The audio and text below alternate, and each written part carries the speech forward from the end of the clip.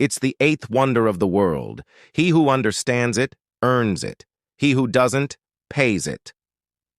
That's what Albert Einstein supposedly said about compound interest. He knew that this simple concept was the real secret to building wealth. Today, I'm going to break down how you can get this wonder working for you, and just as importantly, how to avoid being on the wrong side of it. Welcome to Investor's Brief. If you're serious about long-term financial growth, stick around. Understanding compounding isn't just a nice-to-have, it's a game changer. While being consistent with your savings is crucial, knowing which strategies to use to maximize your compounding potential is the key that unlocks your financial goals. So, if you're ready to learn, hit that subscribe button and let's dive in. So, how does this eighth wonder actually work? At its core, compound interest is beautifully simple. It's the interest you earn on your initial investment, plus the interest you earn on the interest you've already accumulated. It's like a snowball rolling down a hill. It starts small, but as it picks up more snow, it grows bigger, faster. To put it another way, money makes money, and the money that money makes more money.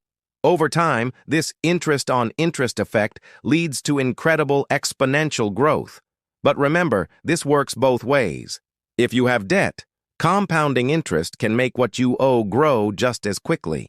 So it's a powerful force you need to respect on all fronts. Now, let's talk about the real-world impact. How much growth can you actually achieve with compounding?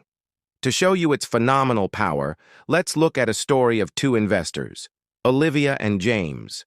We'll assume their investments grow at an average of 7% per year. I know that's a pretty healthy return, but it helps to illustrate the point clearly. Olivia is a forward thinker. At just 20 years old, she decides to get a head start. She starts investing $100 every single month. She does this consistently for 10 years until she turns 30. On her 31st birthday, she stops adding any more money.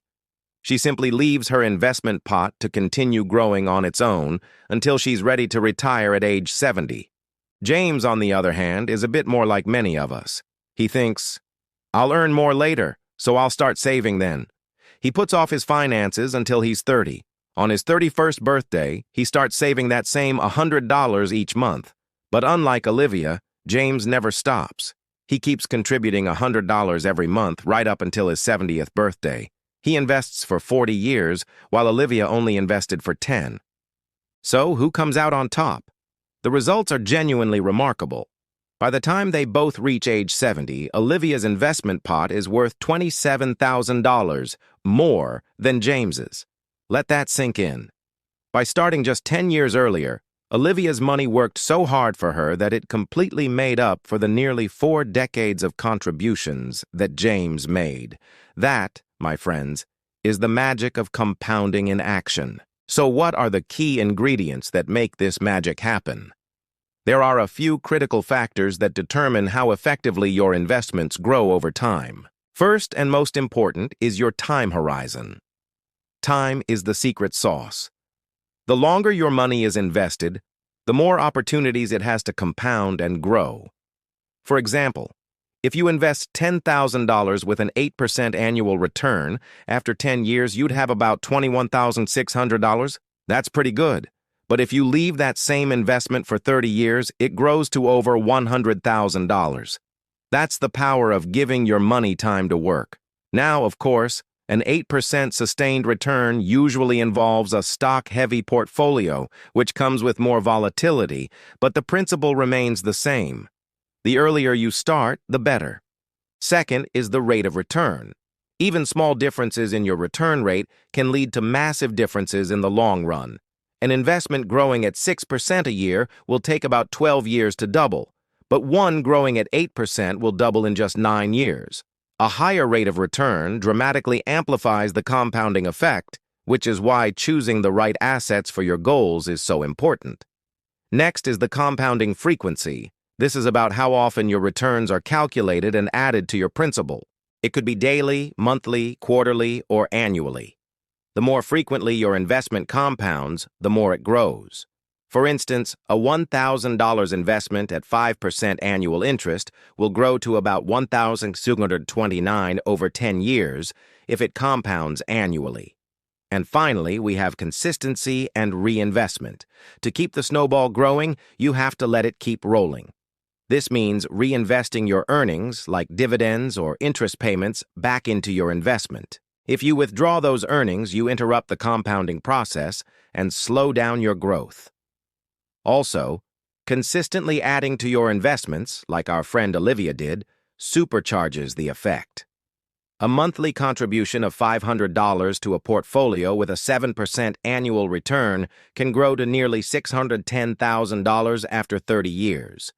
Consistency is what turns small habits into life-changing wealth. Okay, so we've covered the what and the why. Now let's get to the how. What are the practical steps you can take today to maximize your compounding returns? First, be crystal clear about your financial goals. What are you saving for? Is it long-term growth for retirement? A down payment on a house in 10 years? Steady income? Your goals will determine your risk tolerance, your investment choices, and your entire strategy. Without a clear destination, it's hard to draw a map.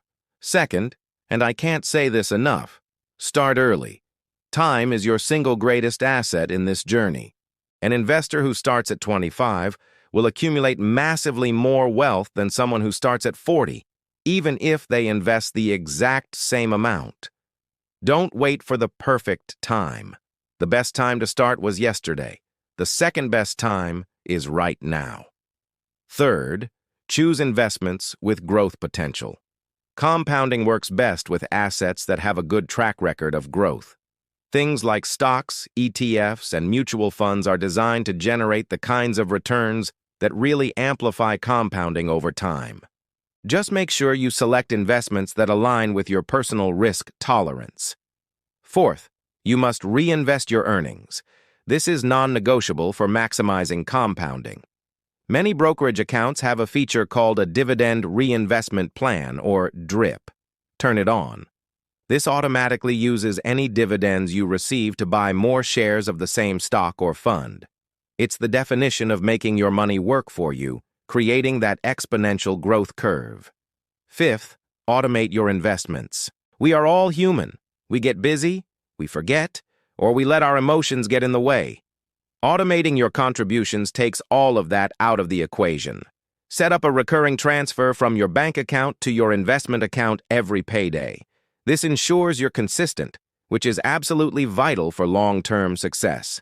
It's the set it and forget it approach to building wealth. And finally, keep your costs and fees low. High fees are like a leak in your bucket. They slowly drain your returns over time. Management fees and transaction costs eat into your principal and reduce the amount of money you have available to compound. This is why low-cost options like index funds and ETFs are so popular. Also, take advantage of tax-advantaged accounts like a 401k or an IRA. They help you keep more of your hard-earned gains, allowing them to compound even faster. It's also crucial to diversify strategically. Don't put all your eggs in one basket. Spreading your investments across different asset classes, industries, and even geographic regions helps to stabilize your portfolio. If one part of your portfolio is having a bad year, another part might be doing well, smoothing out your overall returns. A diversified portfolio helps manage risk while allowing the compounding engine to keep running smoothly over the long term. Finally, you need to monitor and rebalance your portfolio regularly. Over time, as some investments grow faster than others, your portfolio's asset allocation can drift away from your original target. For example, if stocks have a great run, they might end up being a much larger percentage of your portfolio than you intended, exposing you to more risk. Rebalancing, which means selling some of your winners and buying more of your underperformers, brings your portfolio back in line with your goals. Just don't overdo it. Rebalancing once or twice a year is usually enough to keep things on track without racking up unnecessary transaction costs. Let's talk about the incredible benefits. The most obvious benefit is long-term portfolio growth. Compounding allows even small, consistent contributions to blossom into significant wealth over decades. A modest initial investment can grow exponentially without you having to lift a finger, aside from reinvesting.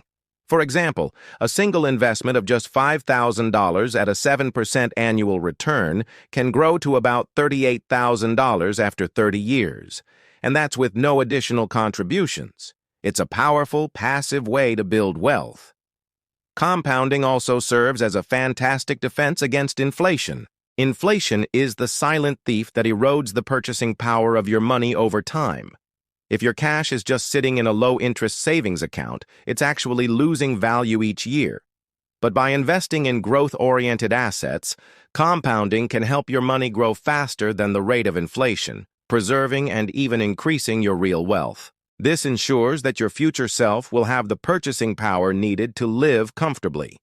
Another key benefit is risk mitigation. When you have a diversified portfolio that benefits from compounding, you're better equipped to handle market volatility. As your portfolio grows through reinvestment, the overall value becomes more resilient. Temporary losses in one asset class can be cushioned by the gains and continued compounding in others.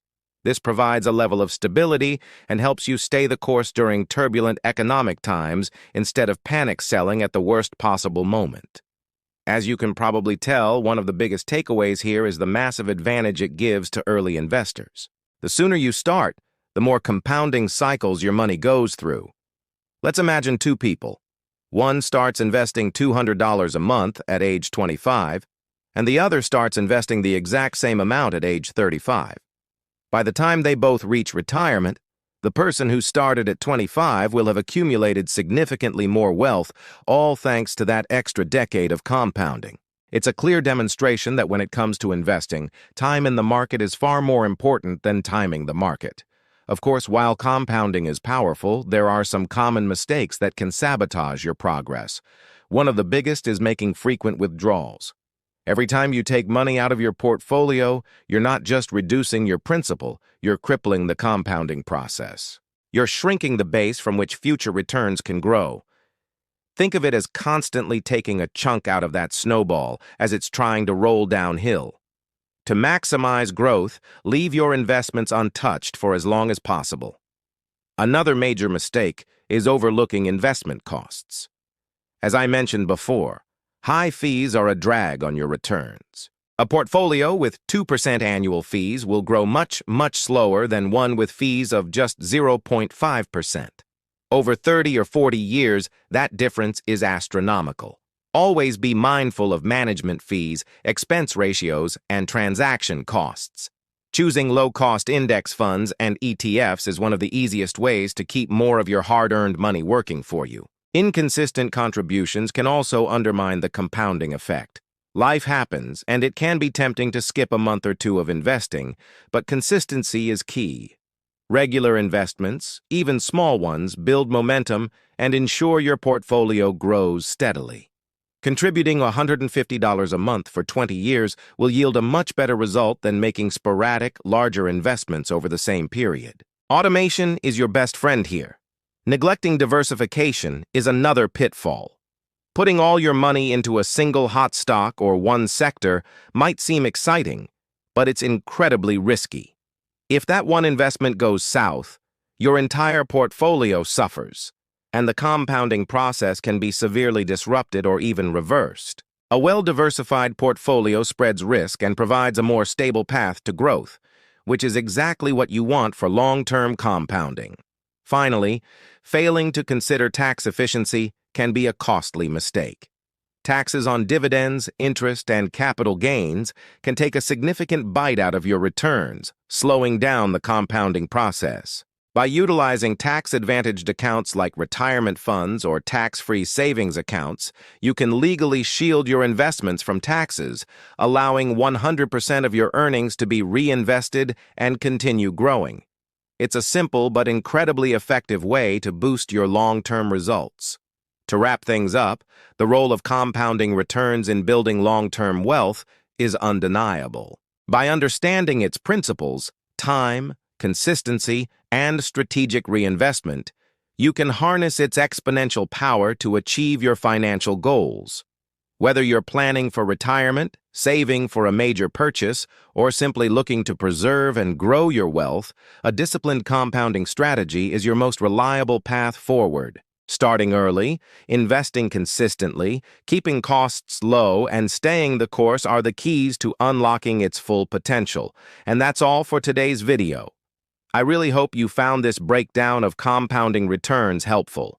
If you did, please give this video a thumbs up and consider subscribing to the channel for more content just like this. Your support helps this community grow. Thanks for watching, and I'll see you in the next one.